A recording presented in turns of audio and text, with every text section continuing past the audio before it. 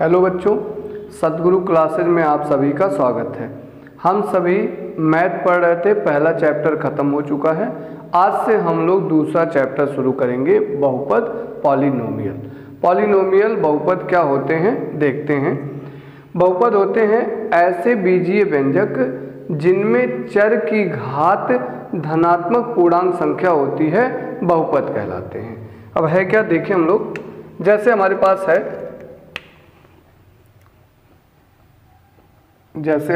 है 2x² + 3, ये बहुपद है क्योंकि यहाँ चर x है और x की घात कितनी है 2, और 2 एक धनात्मक पूर्णांक संख्या है। और एग्जाम्पल लें, जैसे x हमारा क्या है, एक बहुपद है क्योंकि यहाँ चर की घात कितनी है 1। कोई भी संख्या जैसे 10 भी हमारा क्या है, बहुपद है क्योंकि यहाँ पर चर है। मान लें कि x चर है, इसकी घात कितनी है 0 है, और 0 भी हमारा क्या होता है, पूर्ण संख्या होता है। तो ये भी हमारा क्या है, बहुपद है।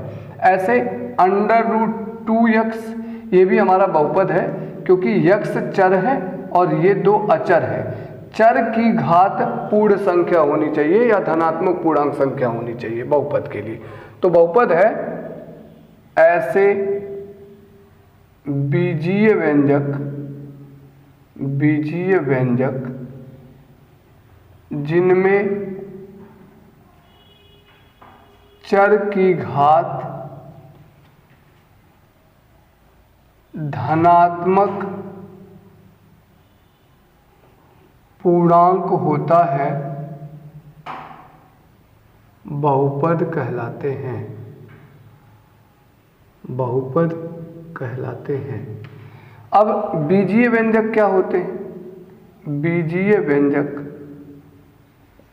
ऐसा पद जो चर और अचर से मिलकर के बनता है, बीजीय व्यंजक कहलाते हैं। तो बीजीय व्यंजक चर से और अचर से मिल करके बने होते हैं। चर क्या होते हैं?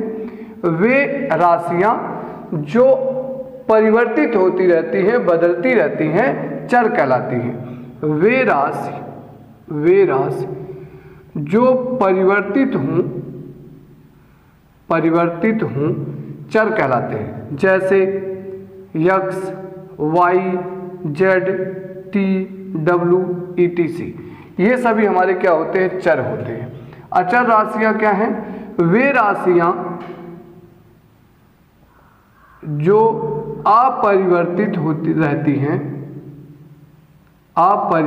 रहती हैं, अचर कहलाती हैं। जैसे सभी संख्याएं, जितनी भी संख्याएं हैं, ये सभी हमारे क्या हैं, अपरिवर्तित। जैसे हमारे 2, 5, 5/2, 7 इत्यादि, ये सभी हमारे क्या होते हैं, अचर कहलाते हैं। A, B, C, D, इन सबको भी अचर राशियां माना जाता है। ये सभी भी स्थिर होते हैं। ये हमारे होते हैं बीजीय व्यंजक। तो नेक्स्ट हमारे पास है बहुपद की घात।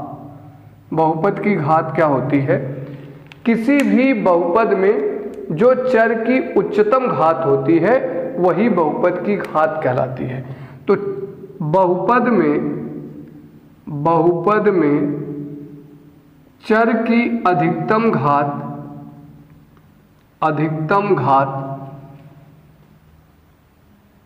बहुपद की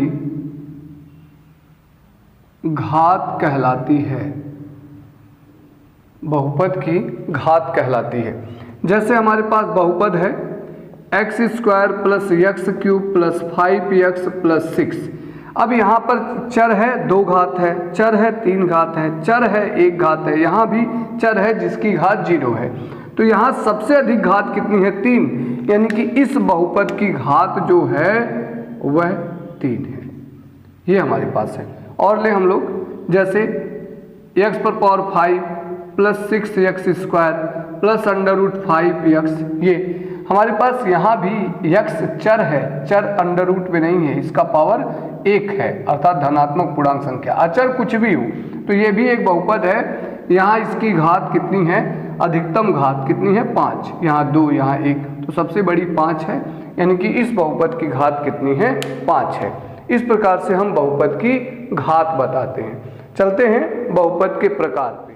अब हम लोग पढ़ेंगे कि बहुपद के प्रकार। अब बहुपद कितने प्रकार का, जैसे रैखिक बहुपद, रैखिक बहुपद, द्विघात बहुपद, द्विघात बहुपद, त्रिघात बहुपद, त्रिघात बहुपद, ये हमारे पास बहुपद के प्रकार है। अब होता क्या है रैखिक बहुपद, ऐसा बहुपद जिसकी घात एक हो रैखिक बहुपद कहलाती है। तो रैखिक बहुपद में जो चर की घात होगी वो एक होगी, और यदि हम लोग रैखिक बहुपद का ग्राफ खींचें तो एक सरल रेखा प्राप्त होता है, और इस बहुपद के हल की संख्या एक होता है। ये सभी बातें हम लोग ध्यान रखेंगे। तो रैखिक बहुपद ऐसा बहुपद जिसका घात एक हो वह रैखिक बहुपद कहलाते हैं। अगर हम इनसे ग्राफ खींचें तो सरल रेखा एक सीधी रेखा प्राप्त होती है और इनके हल की संख्या एक होती है। जैसे हमारे पास है x + 5, ये रैखिक बहुपद है, यहाँ चर की घात एक है। जैसे 100x, ये भी रैखिक बहुपद है, यहाँ x की घात एक है। ये सभी हमारे पास है। जैसे ax + b, ये हमारे पास रैखिक बहुपद है। अगर इनसे ग्राफ खींचे तो एक सीधी रेखा प्राप्त होगी। नेक्स्ट है द्विघात बहुपद। तो ऐसा बहुपद जिसके चर की घात 2 होता है द्विघात बहुपद कहलाता है। यदि द्विघात बहुपद के हल की संख्या देखें तो इनके हल की संख्या कितनी होगी, 2 होगी। जैसे हमारे पास है x² + x + 6, जैसे हमारे पास है 3x² + 5x + 10, x², हमारे पास है 100x² + 50x। ये सभी हमारे क्या हैं, द्विघात बहुपद हैं, क्योंकि इसमें भी चर की उच्चतम घात कितनी है, 2, इसमें भी चर की उच्चतम घात कितनी है, 2, यहाँ भी चर की घात 2, यहाँ भी चर की घात 2 है। तो ऐसा बहुपद जिसके चर की घात 2 हो वह बहुपद द्विघात बहुपद कहलाता है। त्रिघात बहुपद क्या है, ऐसा बहुपद जिसके चर की उच्चतम घात 3 हो त्रिघात बहुपद कहलाते हैं, और इनके हल की संख्या या शून्य की संख्या 3 होती है। जैसे हमारे पास है x³ 3x³ + 5x² + 10, जैसे x³ + 10x, जैसे 97x³ + 10, ये सभी हमारे क्या हैं, त्रिघात बहुपद हैं। तो ऐसा बहुपद जिसकी घात 3 होती है त्रिघात बहुपद कहलाते हैं, और इनके हल की संख्या 3 होती है। अर्थात ये सभी हमारे पास जो एग्जाम्पल दिए हुए हैं ये सभी हमारे त्रिघात बहुपद के एग्जाम्पल हैं। अब शून्य क्या होते हैं, देखते हैं शून्य को।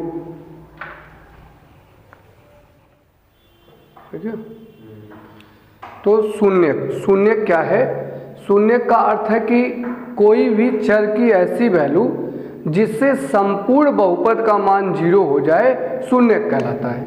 जैसे हमारे पास मान लें कि एक बहुपद है px जिसकी वैल्यू है x - 1। अब x का ऐसा क्या मान हो सकता है जिसको हम रखें तो पूरे px की वैल्यू 0 हो जाए, वही जो x का मान प्राप्त होगा वही शून्य होगा। तो हम देख रहे हैं कि अगर x के जगह पे 1 रख दे, 1, तो 1 - 1 और ये हो जाएगा 0। अर्थात यहाँ पर जो शून्य है इस बहुपद का वो है 1। तो x = 1 रखने पर इसका मान 0 हो जाता है। यही क्या कहलाता है, शून्य। तो चर का ऐसा मान जिसे बहुपद में रखने पर बहुपद का मान शून्य हो जाता है, शून्य कहलाता है। जैसे हमारे पास यहाँ है। अब शून्य ज्ञात करना हो तो क्या करेंगे हम लोग, शून्य ज्ञात करने के लिए जो वैल्यू दी रहेगी उसे बराबर 0 कर लेंगे। तो x - 1 = 0।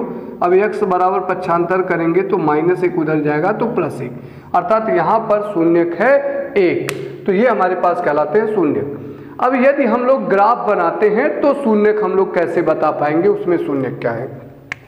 अगर यक्स चर में बहुपद होता है तो वह y का मान होता है, और यदि y चर में बहुपद होता है तो वो x का मान होता है। जैसे x माइनस 1 है तो ये हमारा y की वैल्यू है। अब यहाँ पर वैल्यू रखे x का, जैसे x की वैल्यू 1 रखे तो y का मान क्या आ गया 0।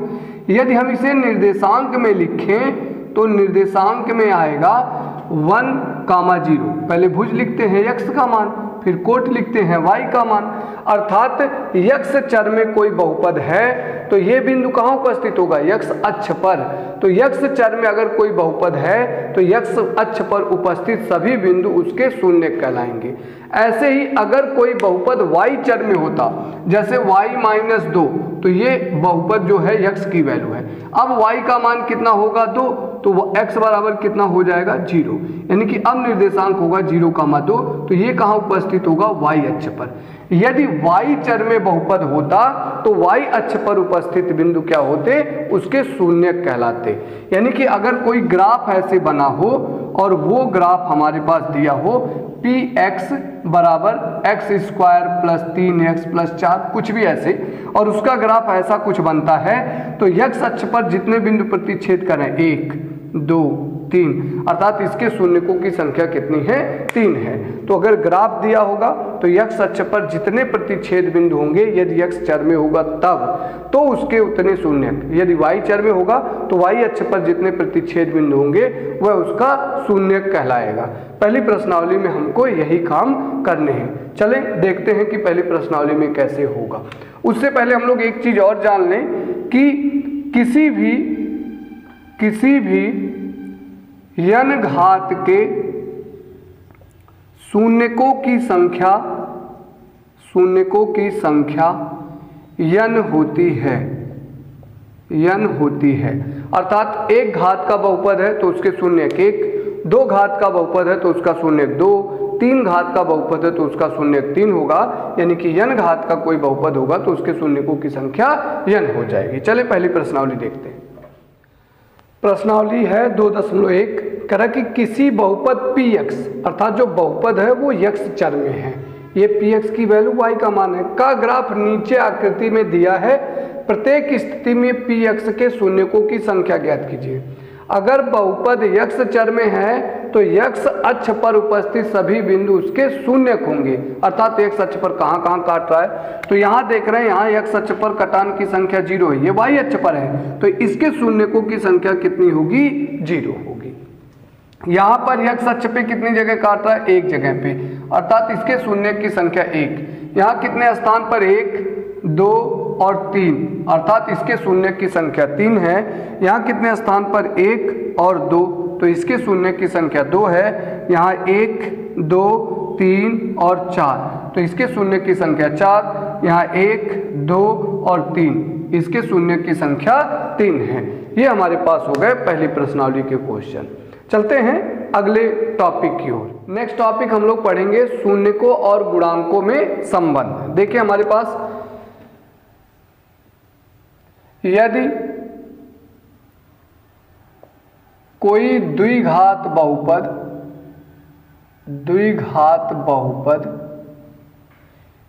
ax² plus bx plus c हो, जिसके शून्यक अल्फा, ये अल्फा का सिंबल है, अल्फा, तथा बीटा, ये बीटा का सिंबल है, जिनके शून्यक अल्फा तथा बीटा हों तब ये हमारे पास शून्यक है। 2 घात बहुपद है तो शून्यकों की संख्या 2 होगी। अब ये क्या है, x² का गुणांक a है, x² का गुणांक a है। ये b क्या है, x का गुणांक है, तो x का गुणांक b है। और ये हमारे क्या है, अचर पद है, अचर पद कितना है यहाँ पर c है। अब शून्यकों और गुणांकों में संबंध है, एक शून्यकों का योगफल,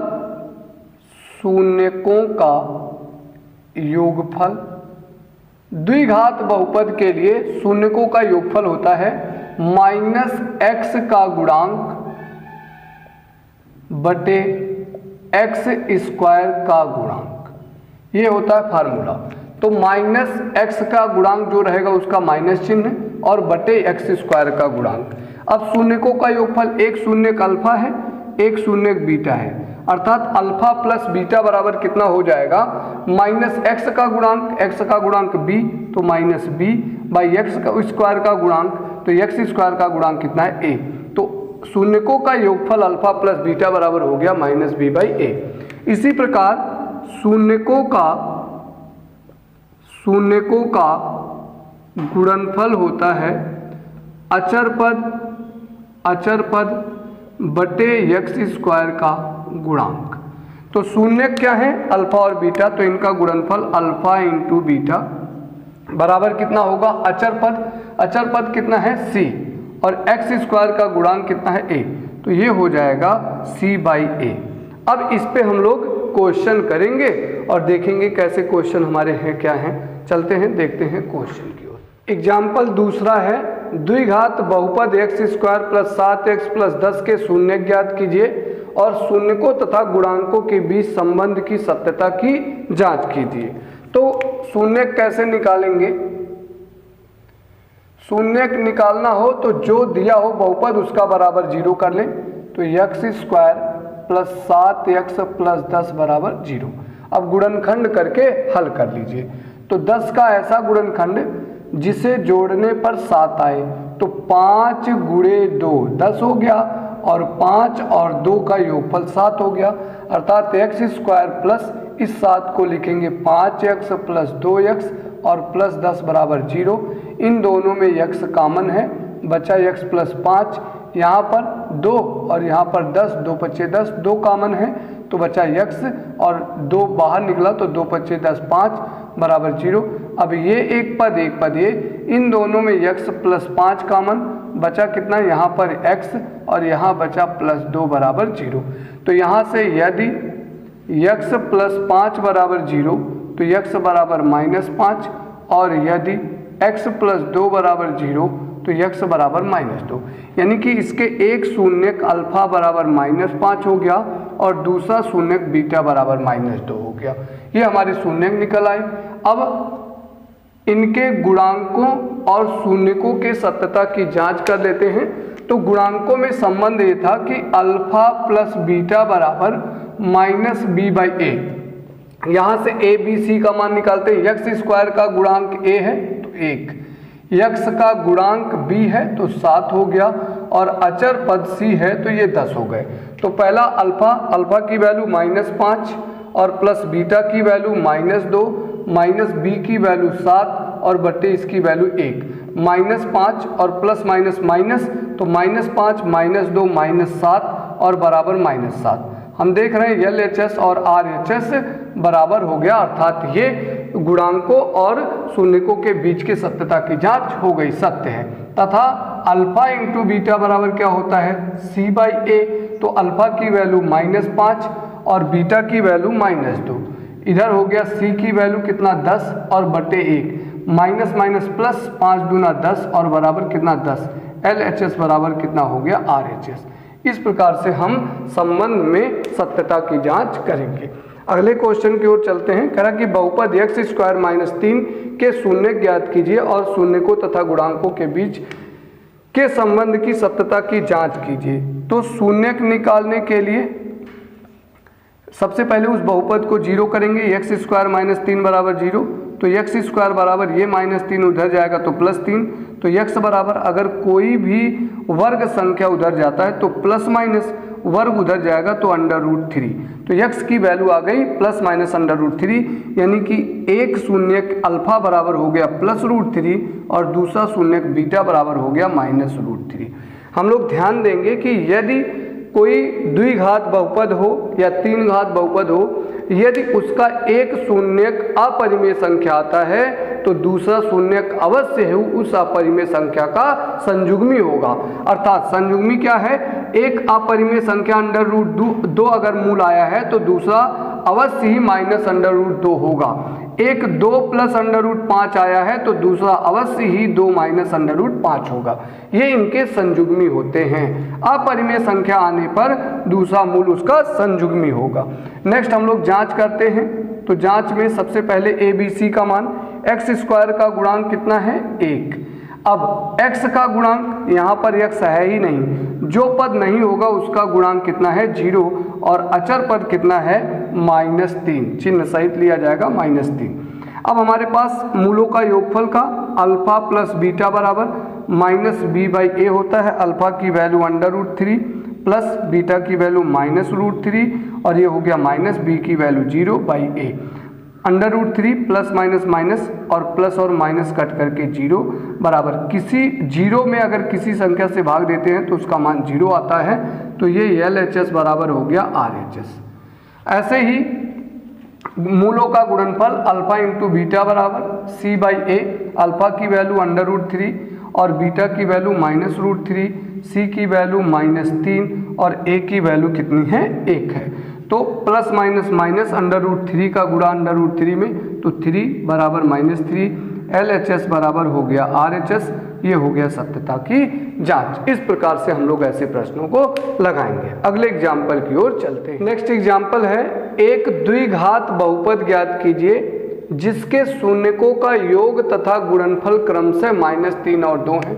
तो कह रहा है शून्यकों का योग, तो योग -3 और गुणनफल 2 है।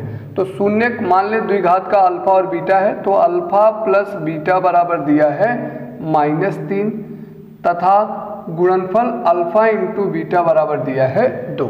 अब द्विघात बहुपद क्या होता है, द्विघात बहुपद का व्यापक रूप होता है ax² + bx + c। अगर a की वैल्यू, b की वैल्यू और c की वैल्यू मिल जाए तो हमें द्विघात बहुपद मिल जाएगा।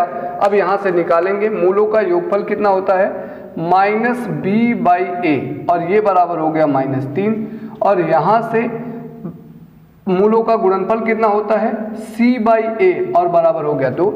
अब ऐसे प्रश्नों में हम दोनों समीकरण देख करके इस प्रकार कंपेरिजन करते हैं जिससे a की वैल्यू सेम हो। जैसे यहाँ पर a की वैल्यू नीचे हम 1 मान सकते हैं, तो ये नीचे हो गया 1 और यहाँ भी नीचे कितना हो गया 1, कोई दिक्कत नहीं है। अब तुलना किए तो a की वैल्यू कितनी आ गई 1 तथा -b बराबर कितना आ गया -3, यानी कि माइनस से माइनस कैंसिल और b बराबर कितना आ गया 3। इसी प्रकार से c बराबर कितना आ गया 2। ये हो गए। अब a b c का मान निकल गया, इसलिए बहुपद कितना होगा, a की वैल्यू 1 है तो x² प्लस b की वैल्यू 3 है, 3x और प्लस c की वैल्यू 2 है। तो ये बहुपद हो जाएगा x² प्लस 3x प्लस 2। इस प्रकार से हम लोग ज्ञात करेंगे। आगे बढ़ते हैं कि करें कि जांच कीजिए कि त्रिघात बहुपद px बराबर इतना के शून्य कितना है। आगे और कुछ क्वेश्चन करा समझेंगे हम लोग। तो जांच करने के लिए क्या करेंगे, यदि पहले ये वैल्यू फिर ये और फिर ये अगर रखने पर इसमें x के स्थान पर संपूर्ण मान 0 आ जाता है तो वह उसका शून्यक है, और यदि 0 नहीं आता है तो शून्यक नहीं है। जांच करते हैं। px बराबर दिया है 3x³ minus 5x² minus 11x minus 3। x बराबर 3 रखने पर, x का मान 3 रखे तो p3 हो गया, 3 इंटू x के जगह 3 रखे तो 3 का क्यूब माइनस 5 इंटू 3 का स्क्वायर माइनस 11 इंटू 3 माइनस 3। 3 का क्यूब होगा, 3 3 का 9 3 27 और 27 तिहाई हो गया 81 माइनस 3 का स्क्वायर 9 और 9 पचे 45 और माइनस 11 तिहाई 33 और माइनस 3। अब प्लस यहाँ है और नहीं है, ये हो गया 81। माइनस माइनस प्लस होता है, जोड़ लेते हैं। 5 3 8 और 3 11 हासिल 1, 4 3 7 और 1 8, 81 में से 81 गया 0 हो गया। अर्थात x बराबर 3 रखने पर इसका मान 0 आ गया, अतः 3 इसका शून्यक है। इसी प्रकार x बराबर x बराबर -1 रखने पर, तो x का मान -1 रखें तो p -1 होगा 3 गुणे -1 का क्यूब -5 गुणे -1 का स्क्वायर -11 गुणे -1 और -3। यहाँ -1 की घात विषम है, अगर -1 पर घात विषम आता है तो उसका मान -1 और -1 पर घात सम आता है तो उसका मान +1 होता है।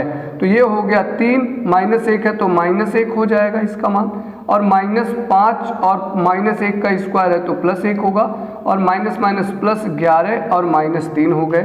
ये हो गया -3 -5 +11 -3, माइनस वाले को जोड़ लें, 5 3 8 3 11, -11 और +11 कैंसिल होकर के 0 हो गए, अर्थात -1 भी इसका शून्यक है। इसी प्रकार से x बराबर -1/3 रखेंगे, x बराबर -1/3 रखने पर तो रखेंगे तो p -1/3 होगा 3 गुणे -1/3 का क्यूब -5 गुणे -1/3 का स्क्वायर -11 गुणे -1/3 और -3। यहाँ हो गया 3 गुणे -1 का क्यूब -1 और बटे 3 का क्यूब 27, -5 गुणे 1 का स्क्वायर 1 और 3 का स्क्वायर 9, और यहाँ माइनस माइनस प्लस हो गया 11/3 और -3।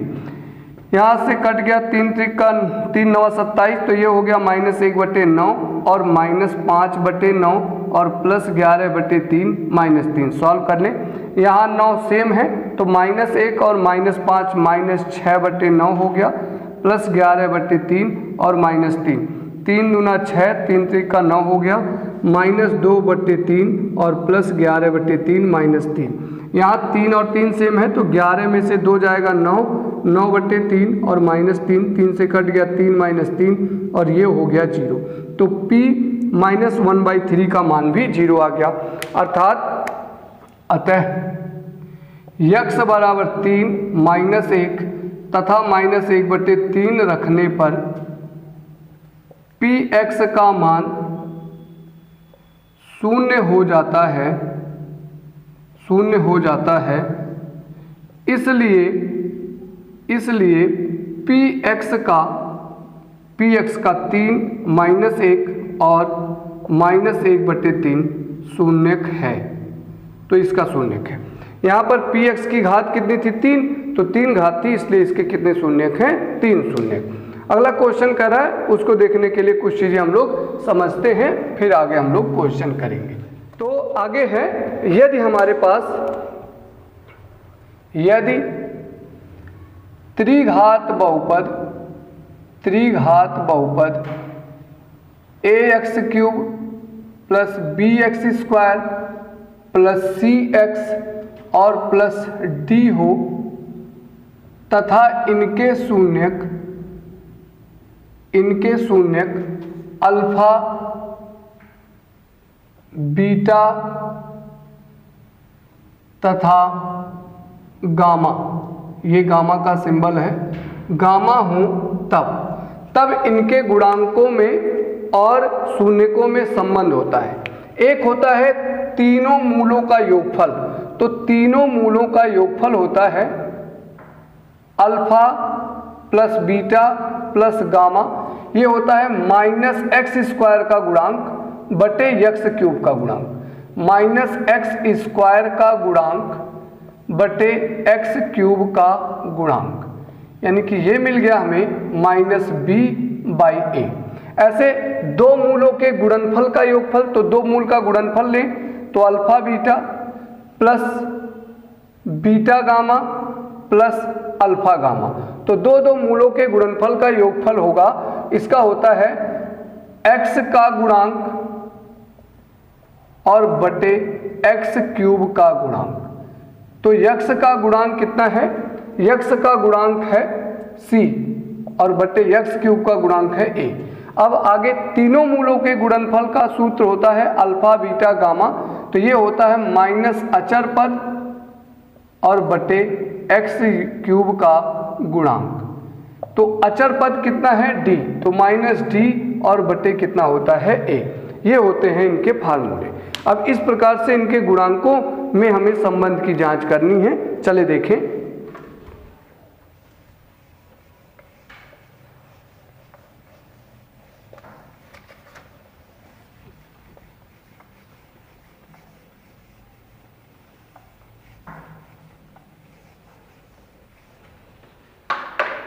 तो जांच करते हैं यहाँ।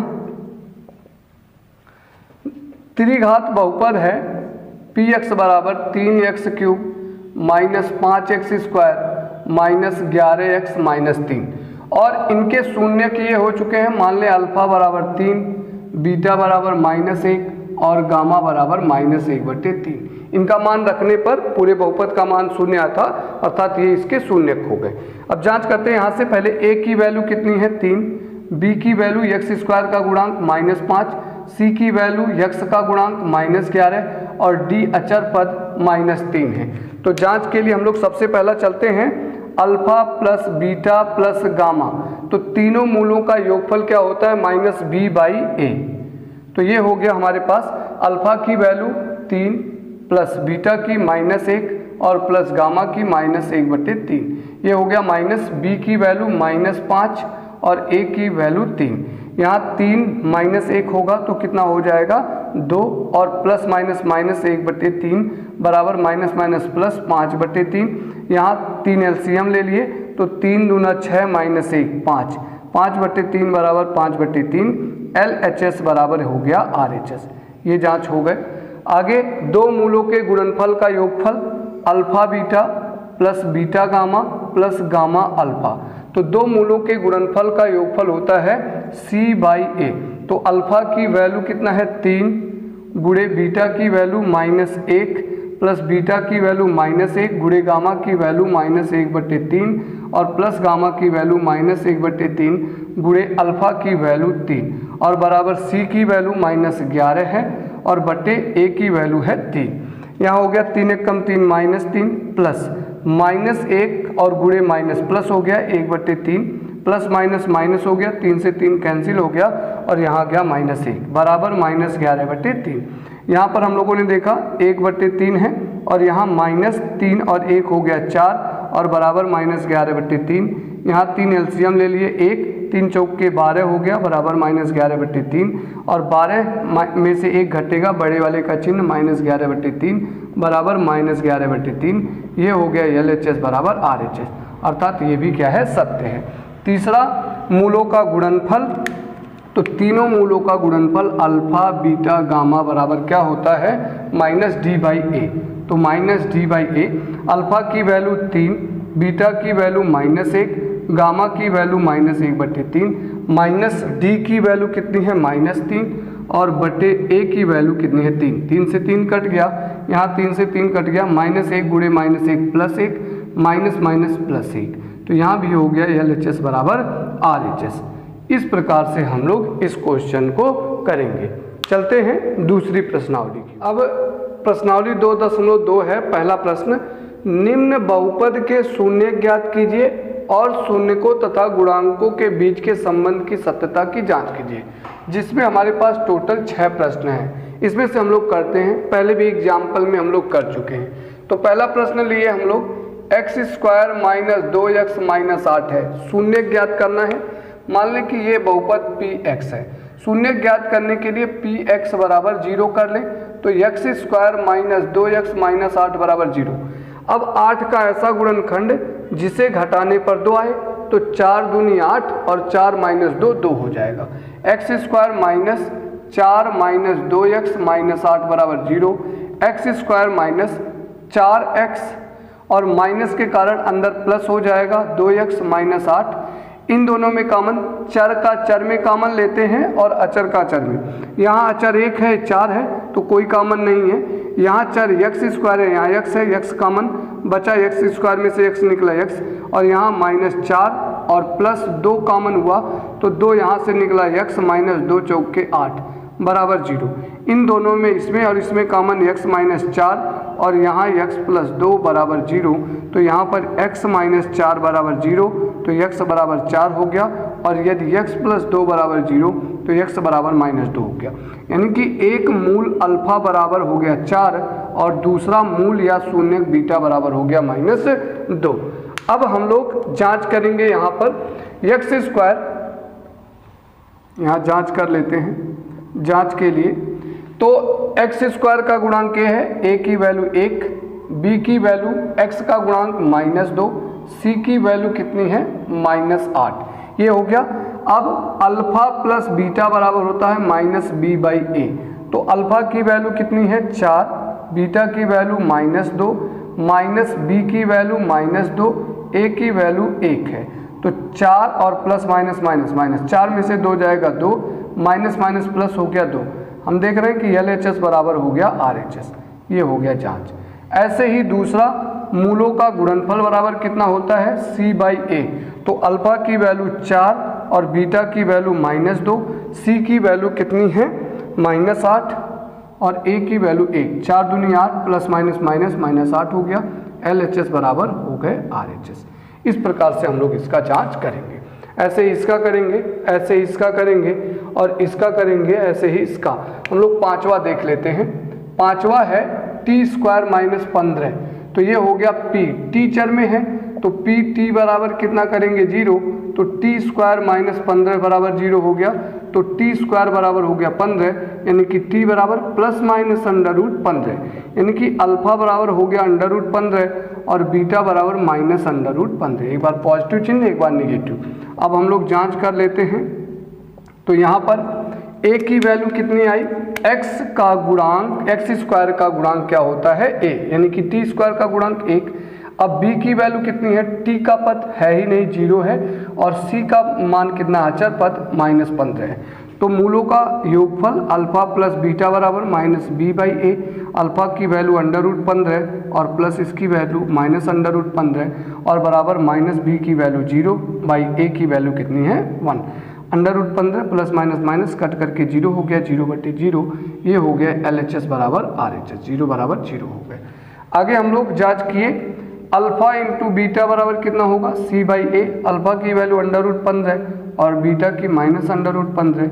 C की वैल्यू कितनी है, C की वैल्यू है -15 और बट्टे हो गया a, प्लस माइनस माइनस √15 गुणे √15 15 हो गया और a की वैल्यू 1 है, -15 हो गया। ये हो गया LHS बराबर RHS। इस प्रकार से हम अन्य क्वेश्चन को करेंगे। अगले क्वेश्चन की ओर। अब अगला प्रश्न है कि एक द्विघात बहुपद ज्ञात कीजिए। तो द्विघात बहुपद का रूप क्या होता है, ax² plus bx plus c, यानी कि हमें a b c का मान निकालना है जिसके शून्यकों के योग तथा गुणनफल क्रमशः दिए गए संख्याएं हैं। तो पहले प्रश्न में पहला मान शून्यकों का योग दिया है, दूसरा मान शून्यकों का गुणनफल दिया है। तो पहला प्रश्न लें तो अल्फा प्लस बीटा बराबर दिया 1/4 और अल्फा इंटू बीटा बराबर दिया -1। अल्फा प्लस बीटा बराबर क्या होता है -b बाई ए और ये बराबर हो गया 1/4 और अल्फा इंटू बीटा बराबर क्या होता है c बाई ए, ये बराबर हो गया -1। काम क्या करना है, हमें ऐसा करना है कि दोनों को देख करके इसके a का मान सेम करना है। तो यहाँ a का मान 4 दिख रहा है, यहाँ 4 बनाने के लिए 4 से गुणा कर दिए, 4 से भाग कर दिए। अब तुलना किए तो a का मान निकल करके आया 4, नीचे वाली वैल्यू, और b का मान -b बराबर 1 आ गया, तो b बराबर आ गया -1 और c का मान 4 एकम 4 -4 आ गया। इसलिए द्विघात बहुपद ax² plus bx plus c, ये बराबर कितना होगा, एक की वैल्यू 4x², b की वैल्यू -1 तो -x और -c की वैल्यू 4 है -4। ये हमारे पास हो गए बहुपद। ऐसे ही हम दूसरा प्रश्न अगर लें तो दूसरा प्रश्न है करा कि √2 और 1/3, तो अल्फा प्लस बीटा मूलों का योगफल √2 दिया है और मूलों का गुणनफल अल्फा इंटू बीटा बराबर हो गया 1/3। आगे हम लोग यहाँ देखेंगे तो -b बाई ए बराबर हो गया √2 और इसका मान c बाई ए बराबर 1/3। अब यहाँ पर 3 है, यहाँ पर 1 है, बनाने के लिए हम लोग क्या किए, 3 से गुणा कर दिए और 3 से भाग।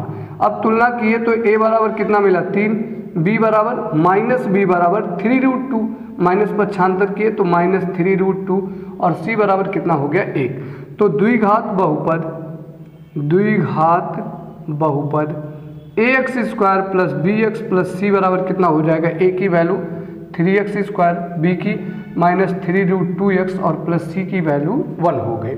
इस प्रकार से हम लोग सॉल्व करेंगे।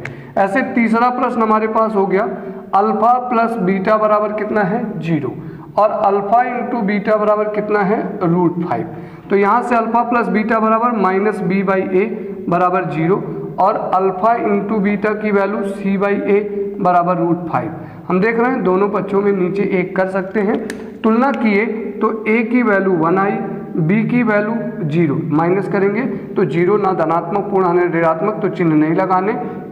c की वैल्यू √5 हो गई, तो द्विघात बहुपद हो गया, द्विघात बहुपद ax² plus bx plus c बराबर a की वैल्यू 1 तो x², b की वैल्यू 0, 0 इंटू एक्स 0 हो जाएगा, प्लस 0x और प्लस √5, तो बराबर हो गया x² और प्लस √5। ये हो गए हमारे आंसर। इसी प्रकार से हम लोग अन्य प्रश्नों को सॉल्व करेंगे। हमारा ये प्रश्नावली खत्म होता है। हम अगले वीडियो में मिलेंगे अगली प्रश्नावली लेकर के। Thank you.